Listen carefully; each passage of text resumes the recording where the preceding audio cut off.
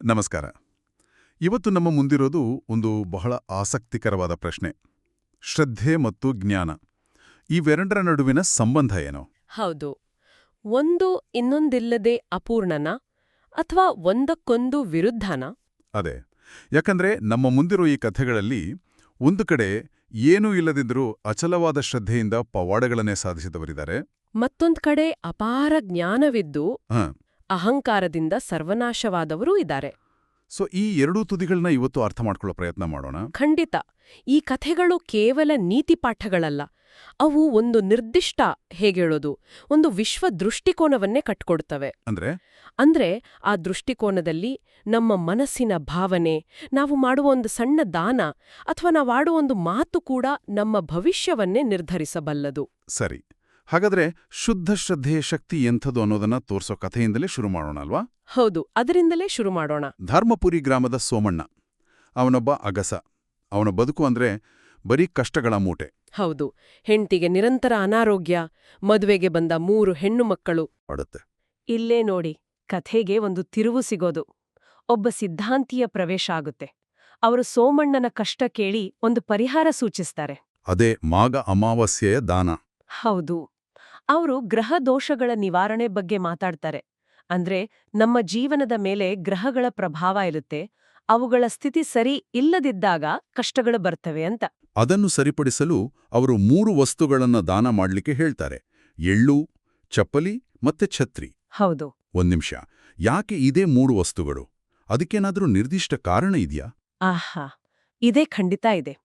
ಈ ನಂಬಿಕೆಗಳ ಪ್ರಕಾರ ಎಳ್ಳು ಶನಿದೇವರಿಗೆ ಮತ್ತೆ ಪಿತೃಗಳಿಗೆ, ಅಂದ್ರೆ ನಮ್ಮ ಅಗರಿದ ಹಿರಿಯರಿಗೆ ಸಂಬಂಧಿಸಿದ್ದು. ಓ ಸರಿ. ಅವರ ಆತ್ಮಕ್ಕೆ ಶಾಂತಿ ಸಿಗ್ಲಿ ಅಂತ ಎಳ್ಳನ ದಾನ ಮಾಡಲಾಗುತ್ತೆ. ಚಪ್ಪಲಿ ಮತ್ತು ಛತ್ರಿ ದಾನ ಮಾಡೋದು ರಾಹು ಮತ್ತು ಕೇತು ಗ್ರಹಗಳ ದೋಷವನ್ನ ಸರಿಪಡಿಸುತ್ತೆ ಅನ್ನೋದು ನಂಬಿಕೆ. ಅಷ್ಟೇ ಅಲ್ಲ, ಆ ಕಪ್ಪು ನಾಯಿ ಸಾಕ್ಷಾತ್ ಕಾಲಭೈರವನ ರೂಪವಿರಬಹುದು ಅಂತಾನೂ ಸಿದ್ಧಾಂತಿ ಹೇಳ್ತಾರೆ. ನಿಜ. ಅದನ್ನು ಓಡಿಸ್ಬೇಡ ಅಂತ ಎಚ್ಚರಿಸ್ತಾರೆ. ಆದ್ರೆ ಸಮಸ್ಯೆ ಅಂದ್ರೆ ದಾನ ಮಾಡೋಕೆ ಅವನತ್ರ ದುಡ್ಡೇ ಇರ್ಲಿಲ್ಲ. ಇರೋ ಕೆಲ್ಸ ಕೂಡ ಹೋಗುತ್ತೆ. ಹೌದು. ನದಿಯಲ್ಲಿ ಬಟ್ಟೆ ಒಗೆಯುವಾಗ ಶ್ರೀಮಂತನೊಬ್ಬನ ರೇಷ್ಮೆ ವಸ್ತ್ರ ಕೊಚ್ಕೊಂಡು ಹೋಗುತ್ತೆ. ಇನ್ನೇನು ಜೀವನವೇ ಮುಗೀತು ಅಂದುಕೊಂಡಾಗ ಆ ಕಪ್ಪು ನಾಯಿ ಅವನ ಕನಸಲ್ ಬರುತ್ತೆ. ಊರ ಹೊರಗಿನ ಪಾಳು ಬಿದ್ದ ಶಿವದೇವಾಲಯದ ಹಿಂದೆ ಅಗೆಯಲು ಸೂಚನೆ ಕೊಡುತ್ತೆ. ಅಲ್ಲಿ ಅವನಿಗೆ ಬೆಳ್ಳಿ ನಾಣ್ಯಗಳ ಚೊಂಬು ಸಿಗುತ್ತೆ. ಇಲ್ಲಿ ಒಂದು ಆಸಕ್ತಿದಾಯಕ ಅಂಶ ಇದೆ. ಏನು? ನೋಡಿ, ಕಡುಬಡತನದಲ್ಲಿರುವ ವ್ಯಕ್ತಿಗೆ ಇದ್ದಕ್ಕಿದ್ದಂತೆ ಸಂಪತ್ತು ಸಿಕ್ಕಾಗ ಮೊದಲು ತಮ್ಮ ಕಷ್ಟಗಳನ್ನು ತೀರಿಸಿಕೊಳ್ಳುವುದು ಸಹಜ ಅಲ್ವಾ? ಹೌದು, ಖಂಡಿತ. ಆದ್ರೆ ಸೋಮಣ್ಣನ ಆದ್ಯತೆ ಬೇರೆ ಇತ್ತು. ಅವನು ಮೊದಲು ಮಾಡಿದ್ದು ದಾನಕ್ಕಾಗಿ ವಸ್ತುಗಳನ್ನು ಖರೀದಿಸಿದ್ದು. ನಿಜ. ಅವನ ನಂಬಿಕೆ ಅಷ್ಟು ದೃಢವಾಗಿತ್ತು. ಅವನ ಕಷ್ಟಗಳು ಅವನ ನಂಬಿಕೆಯನ್ನು ಅಲುಗಾಡಿಸಿಲ್ಲ, ಬದಲಾಗಿ ಇನ್ನಷ್ಟು ಗಟ್ಟಿ ಮಾಡಿವೆ ಅನ್ನೋದಕ್ಕೆ ಇದು ಸಾಕ್ಷಿ. ಹೌದು. ಅಮಾವಾಸ್ಯ ದಿನ ಬರುತ್ತೆ, ವಿಪರೀತ ಮಳೆ ಗಾಳಿ. ಆ ಮಳೆಯಲ್ಲಿಯೇ ದಾನ ಸ್ವೀಕರಿಸಲು ಯೋಗ್ಯರಿಗಾಗಿ ಹುಡುಕ್ತಿರ್ತಾನೆ. ಆಗ ಒಬ್ಬ ಶ್ರೀಮಂತ ಬಂದು ಆ ಛತ್ರಿಗೆ ದುಪ್ಪಟ್ಟು ಹಣ ಕೊಡ್ತೀನಿ ಅಂತ ಕೇಳ್ತಾನೆ. ಆದ್ರೆ ಸೋಮಣ್ಣ ಒಪ್ಪಲ್ಲ. ಇದು ದಾನಕ್ಕಾಗಿ ತಂದಿದ್ದು, ಮಾರುವುದಕ್ಕಲ್ಲ ಅಂತ ಸ್ಪಷ್ಟವಾಗಿ ಹೇಳ್ತಾನೆ. ಕೊನೆಗೆ ಚಳಿಯಿಂದ ಗಡಗಡ ನಡುಗ್ತಿದ್ದ, ಕಾಲಲ್ಲಿ ಚಪ್ಪಲಿ ಇಲ್ಲದ ಒಬ್ಬ ವೃದ್ಧ ಭಿಕ್ಷುಕನಿಗೆ ಆ ಛತ್ರಿ, ಚಪ್ಪಲಿ ಮತ್ತೆ ತನ್ನ ಬಳಿ ಇದ್ದ ಎಳ್ಳಿನ ಉಂಡೆಗಳನ್ನು ದಾನ ಮಾಡ್ತಾನೆ. ದಾನ ಸ್ವೀಕರಿಸಿದ ತಕ್ಷಣ ಆ ವೃದ್ಧ ಮಾಯವಾಗ್ತಾನೆ. ಇಲ್ಲಿ ಪವಾಡದ ಅಂಶವನ್ನ ಬಿಟ್ಟು ನೋಡಿದ್ರು ಕಥೆಯ ಸಂದೇಶ ಬಹಳ ಸ್ಪಷ್ಟ. ಮನೆಗೆ ವಾಪಸ್ ಬರುವಷ್ಟರಲ್ಲಿ ಅವನ ಗುಡಿಸಿಲಿನ ಜಾಗದಲ್ಲಿ ಒಂದು ದೊಡ್ಡ ಭವನ.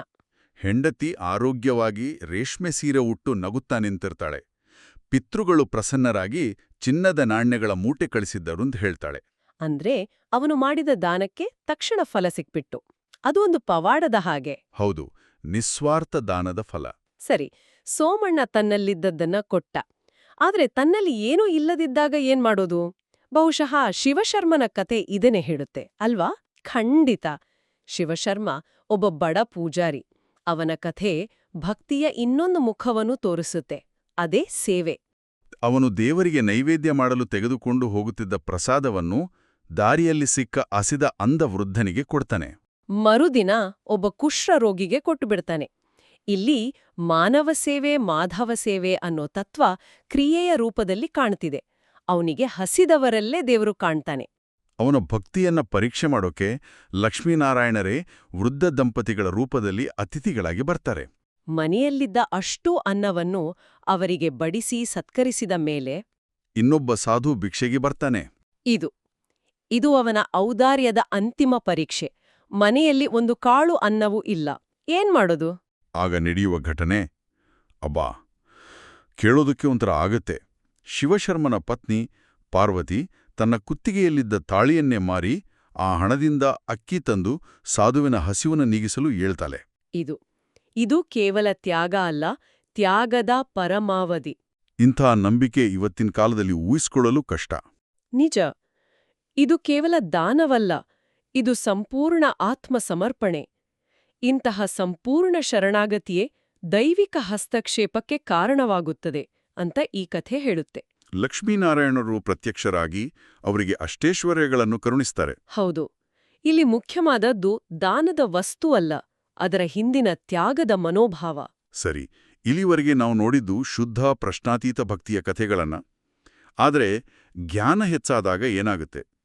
ಭಕ್ತಿ ಅನ್ನೋದು ಮೂಢನಂಬಿಕೆ ಅಂತ ಅನ್ಸಿದಾಗ ಇಲ್ಲೇ ನೋಡಿ ಕಾಶಿನಾಥನ ಕಥೆ ಬರೋದು. ಇದು ಮೊದಲಿನ ಕಥೆಗಳಿಗೆ ಸಂಪೂರ್ಣ ವಿರುದ್ಧವಾಗಿದೆ. ಹೌದು. ಕಾಶಿನಾಥ ಒಬ್ಬ ಅಸಾಧಾರಣ ಮೇಧಾವಿ. ವೇದ, ಶಾಸ್ತ್ರ, ಪುರಾಣ ಎಲ್ಲವೂ ಅವನಿಗೆ ಕರತಲಾಮಲಕ. ಆದ್ರೆ ಜ್ಞಾನದ ಜೊತೆಜೊತೆಗೆ ಅಹಂಕಾರವೂ ಬೆಳೆಯುತ್ತೆ. ಹಿರಿಯರ ಆಚರಣೆಗಳನ್ನು, ನಂಬಿಕೆಗಳನ್ನು ಗೇಲಿ ಮಾಡಲು ಶುರು ಮಾಡ್ತಾನೆ. ಒಂದು ದಿನ ಸಂಪೂರ್ಣ ಚಂದ್ರಗ್ರಹಣ. ಅವನ ತಂದೆ ತಾಯಿ ಗ್ರಹಣದ ನಿಯಮಗಳನ್ನು ಪಾಲಿಸಲು ಹೇಳ್ತಾರೆ. ಉಪವಾಸ ಇರ್ಬೇಕು, ಜಪ ಮಾಡ್ಬೇಕು, ಹೊರಗೆ ಹೋಗ್ಬಾರ್ದು, ಬೇಯಿಸಿದ ಆಹಾರದ ಮೇಲೆ ದರ್ಬೆ ಹುಲ್ಲಿಡ್ಬೇಕು, ಹೀಗೆ. ಇಲ್ಲಿ ಸಂಪ್ರದಾಯ ಮತ್ತು ವಿಜ್ಞಾನದ ನಡುವಿನ ಸಂಘರ್ಷ ಸ್ಪಷ್ಟವಾಗಿ ಕಾಣುತ್ತೆ. ಹೌದು.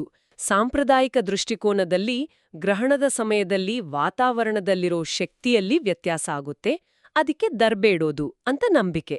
ದರ್ಬೆಯೂ ನಕಾರಾತ್ಮಕ ಶಕ್ತಿಯನ್ನು ತಡೆಯುತ್ತೆ ಅಂತ. ಆದ್ರೆ ಕಾಶಿನಾಥ ಇದೆಲ್ಲವನ್ನೂ ನಕ್ಕು ಪಲ್ಲಿ ಹಾಕ್ತಾನೆ.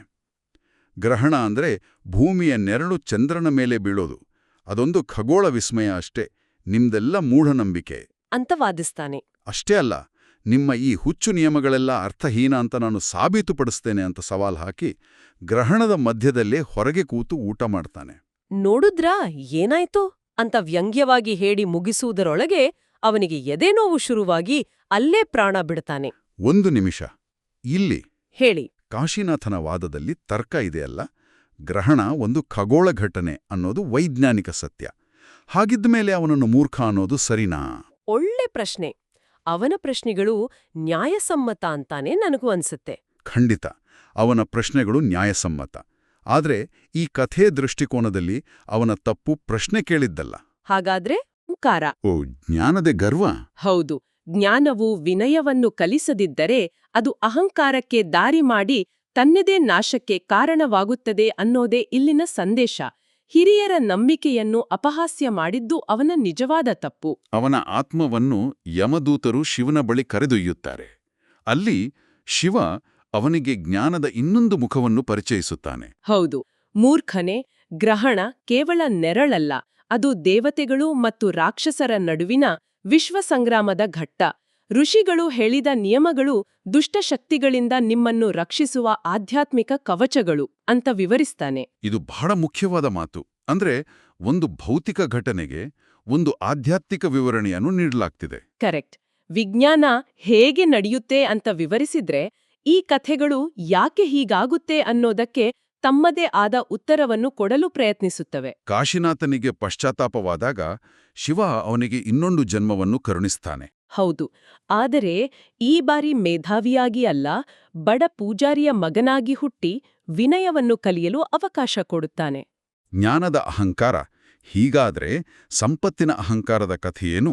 ಹೆಚ್ಚು ಕಡಿಮೆ ಇದೇ ಥರದ ಪಾಠವನ್ನು ನಾವು ಪೌರ್ಣಮಿ ಅಮಾವಾಸ್ಯೆ ಕಥೆಯಲ್ಲೂ ನೋಡಬಹುದು ಅಲ್ವಾ? ಹೌದು. ಇಬ್ಬರು ಅಕ್ಕ ತಂಗಿಯರು. ತಂಗಿ ಅಮಾವಾಸ್ಯೆ ಶ್ರೀಮಂತ ರಾಜಕುಮಾರನನ್ನು ಮದುವೆಯಾದ ಅಹಂಕಾರದಲ್ಲಿರುತ್ತಾಳೆ. ಅಕ್ಕ ಪೌರ್ಣಮಿ ಬಡವನನ್ನು ಮದುವೆಯಾಗಿರುತ್ತಾಳೆ. ದಾರಿಯಲ್ಲಿ ಸಿಕ್ಕ ವೃದ್ಧೆಯರು ಸಹಾಯ ಕೇಳಿದಾಗ ಅಮಾವಾಸ್ಯೆ ನಿಮ್ಮ ಕೆಲ್ಸ ಮಾಡಿದ್ರೆ ನನ್ನ ಬೆಲೆ ಬಾಳುವ ಬಟ್ಟೆ ಕೊಳಕಾಗುತ್ತದೆ ಅಂತ ನಿರಾಕರಿಸುತ್ತಾಳೆ. ಆದರೆ ಪೌರ್ಣಮಿ ತನ್ನ ಬಡತನದ ನಡುವೆಯೂ ಅವರಿಗೆ ವಿನಯದಿಂದ ಸೇವೆ ಮಾಡುತ್ತಾಳೆ. ಫಲಿತಾಂಶವು ಅವರವರ ಗುಣಕ್ಕೆ ತಕ್ಕಂತೆ ಇರುತ್ತೆ. ಹೌದು. ಸೇವೆ ಮಾಡಿದ ಪೌರ್ಣಮಿಗೆ ಸಂಪತ್ತು ಚಿನ್ನಾಭರಣಗಳಿಂದ ತುಂಬಿದ ಚೀಲಗಳು ಸಿಕ್ಕರೆ, ಅಹಂಕಾರ ತೋರಿದ ಅಮಾವಾಸ್ಯೆಗೆ ಸಿಕ್ಕ ಚೀಲಗಳಲ್ಲಿ ಕಲ್ಲು, ಮಣ್ಣು, ಹಾವು, ಚೇಳುಗಳು ತುಂಬಿರ್ತವೆ. ಇಲ್ಲಿ ಚೀಲಗಳಲ್ಲಿ ಚಿನ್ನ ಅಥವಾ ಹಾವುಗಳು ಬರುವುದು ಒಂದು ರೂಪಕ ಅಷ್ಟೇ, ಹೌದಲ್ಲ? ಖಂಡಿತ. ನಮ್ಮ ಮನೋಭಾವವೇ ನಮ್ಮ ವಾಸ್ತವವನ್ನು ಸೃಷ್ಟಿಸುತ್ತೆ ಅನ್ನೋದನ್ನ ಈ ಕಥೆ ಹೇಳ್ತಿದೆ. ವಿನಯ ಪೌರ್ಣಮಿಯಂತೆ ಜೀವನವನ್ನು ಬೆಳಗಿದರೆ, ಅಹಂಕಾರ ಅಮಾವಾಸ್ಯಂತೆ ಜೀವನವನ್ನು ಕತ್ತಲಾಗಿಸುತ್ತೆ. ಹಾಗಾದ್ರೆ ಈ ಎಲ್ಲಾ ಕಥೆಗಳಿಂದ ನಾವು ಅಂತಿಮವಾಗಿ ಏನನ್ನು ಗ್ರಹಿಸಬಹುದು? ಒಂದು ಕಡೆ ಸೋಮಣ್ಣನ ಶುದ್ಧ ಶ್ರದ್ಧೆ ಪವಾಡಗಳನ್ನ ಸೃಷ್ಟಿಸಿದ್ರೆ, ಮತ್ತೊಂದು ಕಡೆ ಕಾಶಿನಾಥನ ಜ್ಞಾನ ಅವನದೇ ವಿನಾಶಕ್ಕೆ ಕಾರಣವಾಗುತ್ತೆ. ಇದು ಸ್ವಲ್ಪ ಗೊಂದಲಮಯ ಅನಿಸಿದ್ರೂ ಎಲ್ಲಾ ಕಥೆಗಳಲ್ಲೂ ಒಂದು ಸಮಾನವಾದ ಎಳೆ ಇದೆ. ಅದೇನು? ಅದು ವ್ಯಕ್ತಿಯ ಆಂತರಿಕ ಸ್ಥಿತಿ. ಸೋಮಣ್ಣ, ಶಿವಶರ್ಮ, ಪೌರ್ಣಮಿ ಇವರೆಲ್ಲರೂ ಕರುಣೆ, ಶ್ರದ್ಧೆ ಮತ್ತು ವಿನಯದಿಂದ ವರ್ತಿಸ್ತಾರೆ. ಕಾಶಿನಾಥ ಮತ್ತು ಅಮಾವಾಸ್ಯೆ ಅಹಂಕಾರ, ತಿರಸ್ಕಾರದಿಂದ ವರ್ತಿಸ್ತಾರೆ. ಹೌದು, ಅವರವರ ಭವಿಷ್ಯ ಅವರವರ ಮನಸ್ಥಿತಿಯ ನೇರ ಪ್ರತಿಬಿಂಬದಂತೆ ಕಾಣುತ್ತೆ. ಈ ಕಥೆಗಳ ಪ್ರಕಾರ ಮಾಡುವ ಕ್ರಿಯೆಗಿಂತ ಆ ಕ್ರಿಯೆಯ ಹಿಂದಿನ ಭಾವನೆಗೆ ಹೆಚ್ಚು ಬೆಲೆ ಇದೆ. ನಿಜ. ಈ ಕಥೆಗಳು ಒಂದು ನಿರ್ದಿಷ್ಟವಾದ ನಂಬಿಕೆಯ ಚೌಕಟ್ಟಿನಲ್ಲಿವೆ. ಇದರಲ್ಲಿನ ಘಟನೆಗಳು ಆ ನಂಬಿಕೆ ವ್ಯವಸ್ಥೆಯ ಭಾಗ. ಆದರೆ ಇವು ಆಧುನಿಕ ಕಾಲದಲ್ಲಿ ನಮ್ಮನ್ನು ಒಂದು ಆಳವಾದ ಆಲೋಚನೆಗೆ ಹಚ್ಚುತ್ತವೆ. ಖಂಡಿತ. ಈ ಕಥೆಗಳಲ್ಲಿನ ಪವಾಡಗಳನ್ನು ನಾವು ನಂಬಬಹುದು, ಬಿಡಬಹುದು. ಅದು ವೈಯಕ್ತಿಕ ಆಯ್ಕೆ. ಆದರೆ ಒಂದು ಪ್ರಶ್ನೆ ನಮ್ಮನ್ನು ಕಾಡುತ್ತೆ. ಅದೇನು? ಇಂದಿನ ಜಗತ್ತಿನಲ್ಲಿ ನಾವು ಜ್ಞಾನವನ್ನು ಕೇವಲ ಮಾಹಿತಿ ಸಂಗ್ರಹಣೆ ಅಂತ ಅಷ್ಟೇ ಅನ್ಕೊಂಡಿದೀವಾ? ಈ ಕಥೆಗಳು ಹೇಳೋ ಹಾಗೆ ನಿಜವಾದ ಜ್ಞಾನ ವಿನಯವನ್ನು ಕಲಿಸ್ಬೇಕೋ ಅಥವಾ ಅಹಂಕಾರವನ್ನು ಬೆಳೆಸಬೇಕೋ? ನಮ್ಮ ಅರಿವು ನಮ್ಮನ್ನು ಇತರರಿಗಿಂತ ದೊಡ್ಡವರೆಂದು ಭಾವಿಸುವಂತೆ ಮಾಡುತ್ತಿದೆಯೋ? ಅಥವಾ ಇತರರ ಬಗ್ಗೆ ಹೆಚ್ಚು ಕರುಣೆ ತೋರುವಂತೆ ಮಾಡುತ್ತಿದೆಯೋ? ಬಹುಶಃ ನಮ್ಮ ಜ್ಞಾನದ ನಿಜವಾದ ಪರೀಕ್ಷೆ ಇರೋದೇ ಅಲ್ಲಿ. ಇದೊಂದು ಚಿಂತಿಸಬೇಕಾದ ವಿಷಯ.